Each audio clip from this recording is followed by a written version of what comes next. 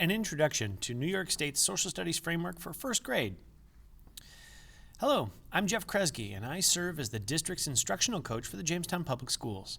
In an effort to make the New York State frameworks easier to access and understand, I'll create a series of short videos that will come out about once a month on how you can be covering the social studies frameworks in your first grade classroom. A quick glance at the headlines or social media feed is all the proof that we need that teaching of social studies is more relevant than ever in today's world. As a society, it would seem that we are lacking in empathy, understanding, and a willingness to even take a bit of time to research things on our own. This is where the teaching of social studies can be a powerful tool, both in your classroom and in the world today. The teaching of social studies aims to create open-minded learners who thoughtfully tackle questions through facts and research, not raw emotion and ill-informed opinion. The New York State Frameworks has 10 different standards for the teaching of social studies for first grade. There's no requirement as to how or when teachers cover these standards. Likewise, these standards don't have to be taught as a standalone.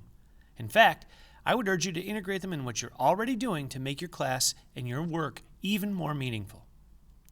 To support you in your work, I will cover the 10 standards in a short video each month during the school year. Again, you don't have to cover the standard in that order or during that month. However, I hope the videos will serve as a guide or reminder that you're on the right track. Here then is a quick overview of all 10 standards for first grade found in the New York State Social Studies Framework. I'll use the actual language from the frameworks and then provide an example question and some topics of study that might help you teach that standard. Standard number 1. Language, beliefs, customs, and traditions help shape the identity and culture of a family and community. Example questions that you might ask are, how do you define family? Or, how do we benefit from a multicultural society? Topics of study? Students could listen to stories of different families and look for similarities and differences. Or, they could discuss diversity in multicultural society, race, religion, ethnicity, beliefs, customs, and traditions. Standard 2. There are significant individuals, historical events, and symbols that are important to the American cultural identity. Example questions that you might ask your students. How do different historical events, figures, and stories help create a national heritage? Or, what do the Pledge of Allegiance, America the Beautiful, My Country 'Tis of Thee, and the Star-Spangled Banner mean? Topics of study could be diverse holidays, traditions such as Labor Day, Columbus Day, Thanksgiving, Martin Luther King Day, or Independence Day. Standard 3. A citizen is a member of a community or group. Students are citizens of their local and global communities. Example questions that you could ask. What does it mean to be an active citizen? And why is it important to know your rights and your responsibilities? Topics of studies could be the responsibilities of each citizen, such as respecting others, behaving honestly, help others, make positive contributions, and contribute to the work of a group.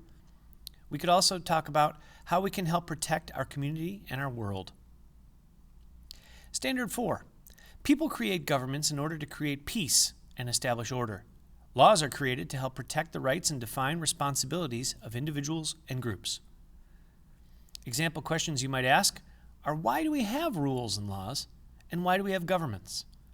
Topics of study could be the different levels of government, local, state, and national, the difference between rules and laws, and have students make decisions in order to solve problems and resolve conflict.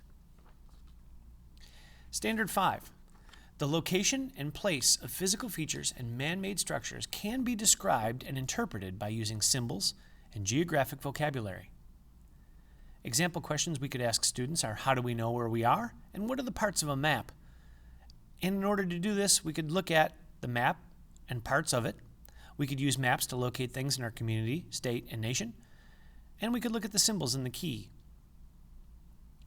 Standard 6. People and communities depend on and modify their physical environment in order to meet basic needs. We could ask our kids what natural resources we need, how we've changed our environment to suit our needs, and how people have positively and negatively affected our environment. Topics of study could be the environment, natural resources, the basic needs of people, and the positive and negative effects of our changing of the environment. Standard 7.